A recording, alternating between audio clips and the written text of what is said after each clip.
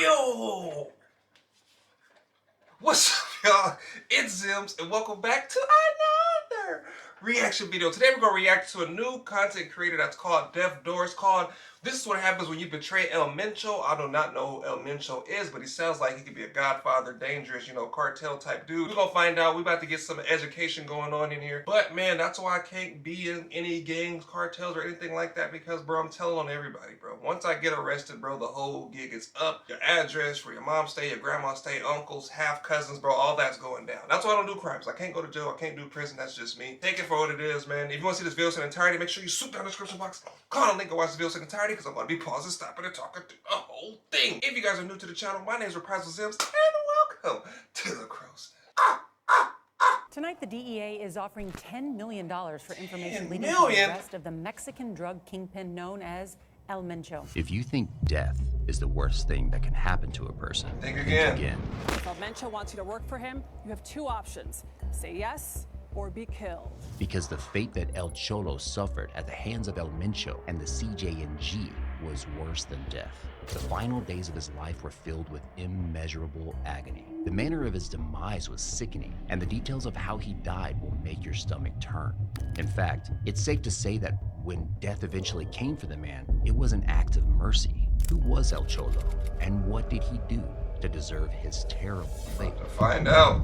All I know is it's either yes or you're dying. CJNG cartel. Before we dive into who El Cholo is, we first need to address the organization and the individual he betrayed, Jalisco New Generation Cartel, otherwise known as the CJNG. If you are familiar with this cartel, then you know that no one in their right minds would willingly betray this insane, violent criminal. That's a cartel, look like a military. Did. In fact, he didn't just cross some low-level underlinings of the cartel. He betrayed the boss himself, the fearsome and infamous El Mencho.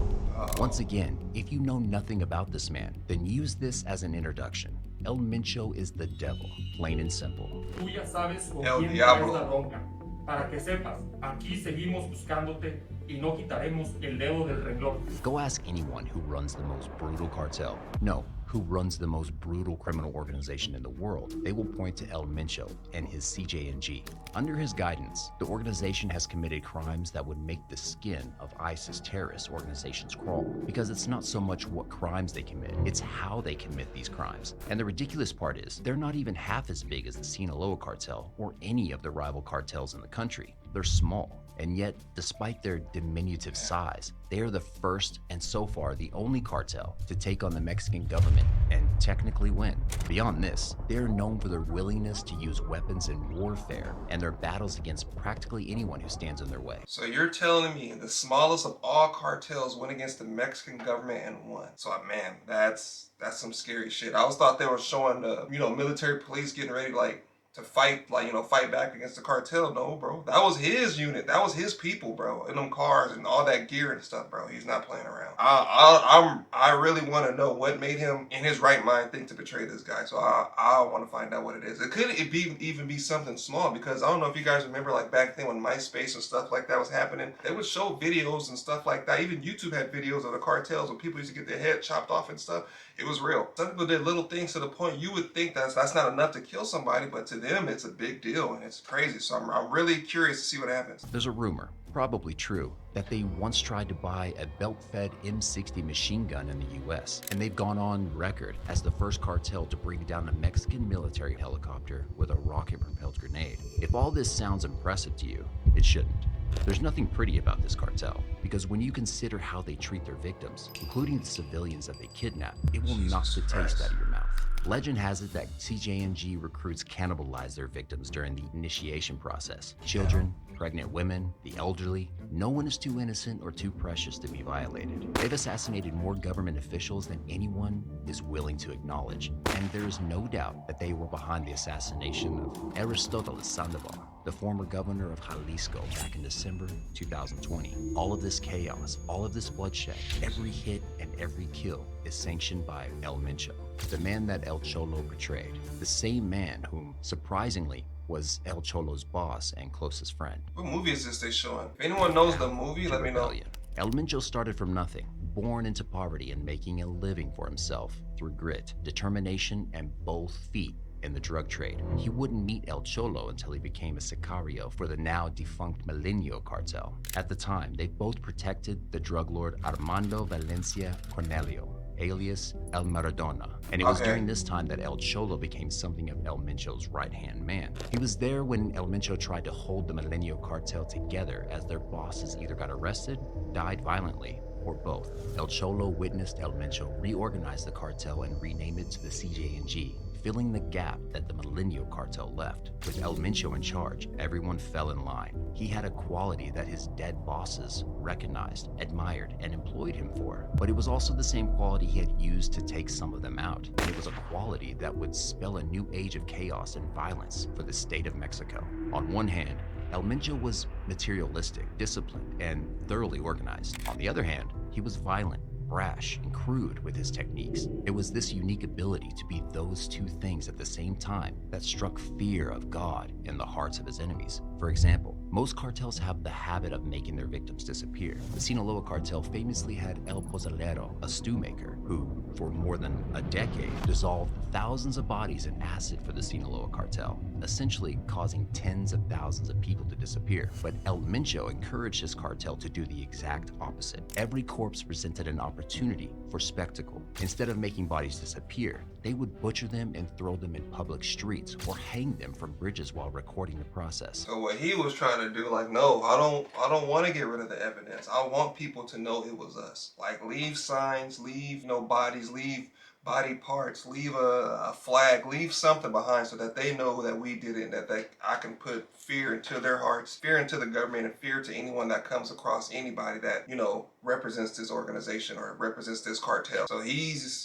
it kind of reminds me of the movie. I can't think of the movie right now, but it was a movie like that where this dude feared, bro. He would just look at people and they know they were about to die, or they knew something was about to happen to them or their family members. Another good movie that you guys should look into. I don't know if it's kind of like the same thing, but it kind of gives you a look of how the cartel kind of is. It's called El Infierno. I think it's called like the fire or the blaze or something like that in Spanish. I don't speak Spanish. I think El Infierno is like the fire or hell, maybe. But then again, last time I seen it, it was on Netflix. You just have to check your Netflix and see if you have it, because all Netflixes are different. I don't know if you guys knew that, but some offer more episodes or more movies than some don't. They would then post it on social media for the world to see.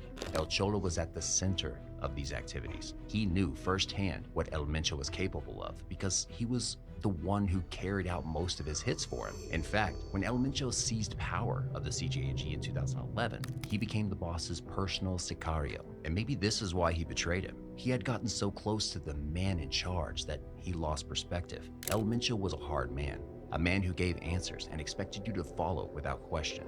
But El Cholo was a man with his own ideas. He wasn't a yes man. And it was only a matter of time before those ideas became seeds of rebellion. And in the world of cartels, the wages of rebellion is death.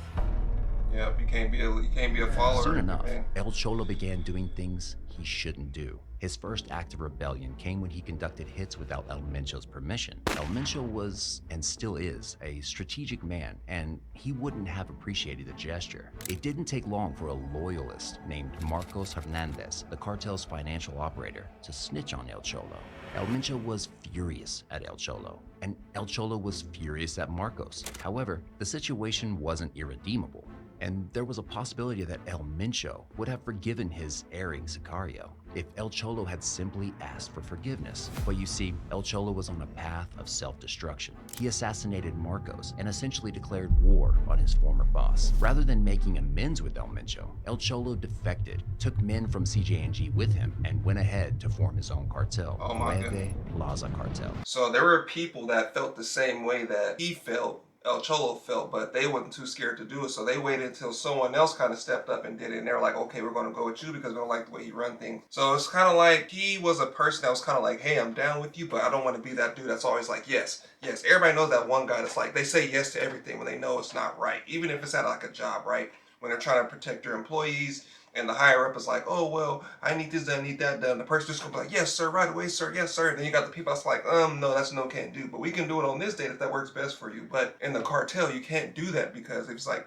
if I'm telling you to do something, you're going to do it, or you're not going to be alive to do it anyway. So it's like, it's a lose-lose situation. So I don't know, man. Who's to know what's going through his head at the time? But you should know this dude is not going to stop at nothing until he finds you. So betraying him was a bold move, bro.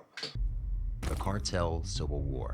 El Cholo's betrayal dealt a heavy blow to the CJ&G. El Cholo took a handful of CJ&G generals with him, including the CJ&G's head of logistics, Eric Valencia Salazar, aka L85. There's no telling exactly how El Mencho felt about the exodus of betrayal that happened, but I can tell you what happened next. El Mencho declared war, ordered a hit on El Cholo, and began attacking his Nueve cartel, attempting to cut it down before it could ever become a real threat. But these were his former men and colleagues. It's safe to say that they already knew his tricks. First of all, the declaration of war didn't faze El Cholo one bit. Secondly, the attempt on his life by El Mencho's hit squad failed miserably. It was so bad that El Cholo murdered the head of the hit squad sent after him, undermining his former boss once again. The war that followed was brutal enough as it was, but somehow it was about to get a lot worse. That's wild. Because El Cholo formed an alliance with the enemy, the Sinaloa cartel. With this alliance, they quickly found access to resources that allowed them to level the playing field. Now, they could fight the CJ&G on their own terms. Now it was all fair play. The Sinaloa cartel began using El Cholo's Nueve cartel as a hit squad that was mostly targeted at the CJ&G. They even allowed them to take control of important sections of the Jalisco territory and some of Mexico's western states. The war that was tipping in El Cholo's favor. It was beginning to look like El Mencho would be defeated by his former sicario. The war that broke out was brutal and extensive, and unluckily for residents living there, Guadalajara was the stage of it all. And as both factions fought their bitter battle, innocent people were caught in the crossfire. In 2018, 3 film students in Guadalajara were driving home from school when members of the CJ&G kidnapped and killed them after confusing them for members of the Nueve cartel. Public buses were set on fire,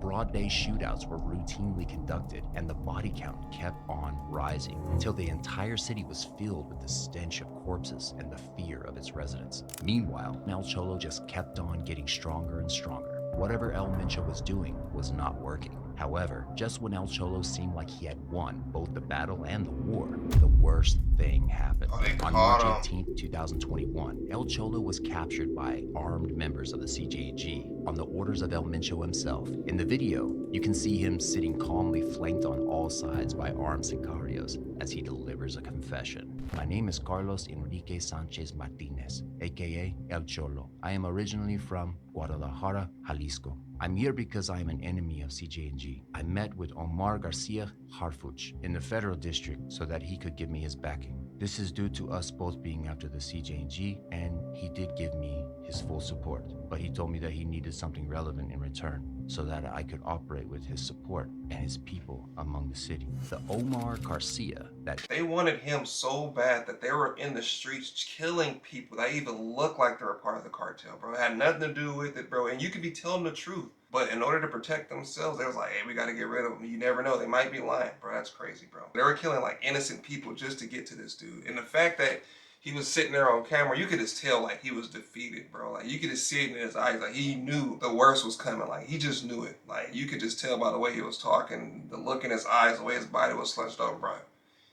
That's some scary shit, man. I think that has to be one of the biggest fears in the world when you know you're about to die. It's different. You be like, hey, I wake up today, you don't know if you're going to die. You know you're about to die, bro. I can't even imagine. El Cholo implicated in this confession happened to be the sitting Mexico City police chief at the time. But it didn't end there. El Cholo rounded it off with a warning. Anyone that is still left supporting me, it's best for your own good to just start taking care of your families so that you don't end up like me. No one needs to tell you who wrote the confession, but the message was properly received. The individuals and officials he revealed immediately began to defend themselves. Omar Garcia Harfuch refuted the claims in a tweet. Regarding a video in which a criminal kidnapped by other criminals made comments about me, I reiterate that I will not be distracted by false messages from criminals. My commitment to society is firm. Fight crime to be the last consequences. All of the other public law officers he mentioned in the clip were fired. This was El Cholo's downfall, and he had taken his allies down with him.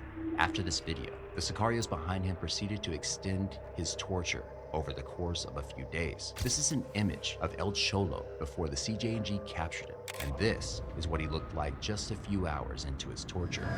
El Cholo's gruesome death. 2 days. That's how long El Cholo was tortured. It's unclear where the Sicario started from, but the common knowledge is that he was kept alive for the full length of those 48 hours while he was pushed into the very edge of what anyone should endure. First, his legs were destroyed. All the bones were broken and shattered into bits. Then, the toes on his feet were chopped to bits, and the toes they missed were grinded. His broken ribs suggested that it had been smashed in. And this is where the whole situation becomes confusing, because no one is sure whether all of this was done before, during, or after his body was savagely slashed and his eyes were gouged out. And did I mention he was also electrocuted?